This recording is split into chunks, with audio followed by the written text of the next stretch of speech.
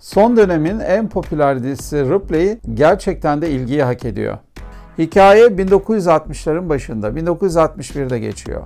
Tom Ripley karakteri New York'ta küçük dolandırıcılıklarla geçinen bir adam. Bir gün ona özel bir dedektif ulaşır ve zengin bir adamla görüşmesi için onun ofisine yollar. Adamın oğlu yıllardır Avrupa'da dolaşmaktadır ve eve dönmeye de niyeti yoktur. Bu varlıklı adam Ripley'nin geçmişte oğlunu tanıdığını varsayarak ona oğlunu geri getirmesi için bir iş verir. Böylece Ripley'nin İtalya serüveni başlar. Ripley İtalya'ya giderek Dickie Greenleaf adındaki zengin genç adamı ve sevgilisini Napoli'nin güneyindeki Atrani kasabasında bulur. Ve sonra olaylar beklenmedik biçimde gelişmeye başlar. Hikaye boyunca Ripley'nin tırnak içinde ahlaksızlıklarını asla onaylamıyoruz. Acaba öyle mi? Çünkü o bir şekilde seyircinin de karanlığına hitap ediyor. Ve bir süre sonra seyirci aslında bu anti kahramanla empati kuruyor. Çok enteresan biçimde bu adamın suçlarından sıyrılması için adeta dua ediyor seyirci.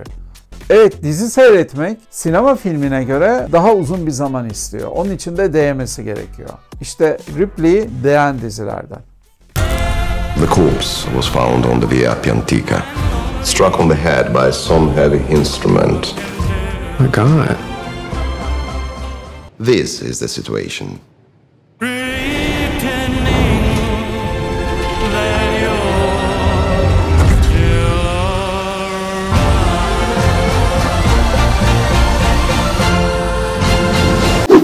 Daha önce bu filmdeki gibi bir rehine kaçırma operasyonu ve sonrasını seyrettiğinizi zannetmiyorum. Her biri kendi alanında uzman 6 kişiye bir küçük kızı kaçırma görevi verilir. Kız bale provası yaptığı tiyatro salonundan kaçırılır, bir eve getirilir. Yani bir eski, büyük, gotik atmosferi olan bir evde 6 kişi ve bir kız çocuğu. Tüm film bu. Bu filmde de rehineyi kaçıranlardan genç bir kadınla rehine arasında yine bir dayanışma kurulur. Yani yine iki kadın ön plana çıkar. Hikaye boyunca bu evin içinde tam bir gerilim, korku, tırnak içinde mizah ve aksiyon sizi bekliyor. Tek bir mekanda geçmesine rağmen hiç sıkılmayacağınızın garantisini verebilirim. Tam bir usta işi.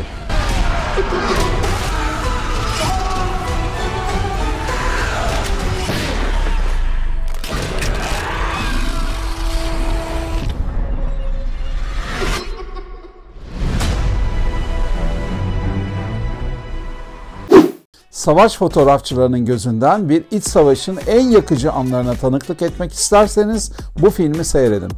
Biri dünyanın en tehlikeli bölgelerinde savaş fotoğrafçılığı yapmış bir kadın olmak üzere 4 gazeteci başkent düşmeden önce başkanla son bir kez röportaj yapabilmek için çok tehlikeli bir yolculuğa çıkarlar. Ve bu yol boyunca bir iç savaşın yol açtığı vahşetleri, lise arkadaşlarının bile birbirlerine nasıl şiddet uyguladıklarını ve nasıl bir acımasızlığın egemen olduğunu adım adım takip ediyoruz. Bu film bu yılın en fazla heyecan uyandıran ve beklenen filmlerindendi.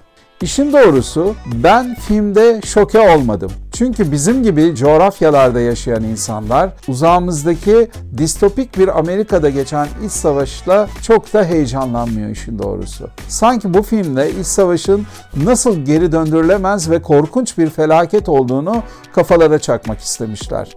Tabi bu filmde ilginç olan bir sürü ülkede iç savaş çıkartıp duran Amerika Birleşik Devletleri'nin bu kez kendi evinin içinin karışması. Dolayısıyla nefes kesici güzellikteki doğa manzaralarının içindeki inanılmaz şiddet birçok seyirciyi etkileyecektir diye düşünüyorum.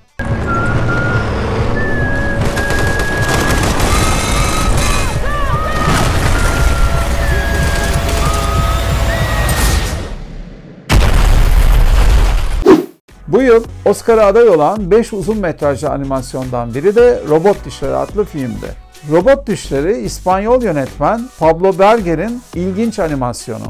Pablo Berger, robot düşlerinde tamamıyla hayvanların olduğu bir dünya kurmuş.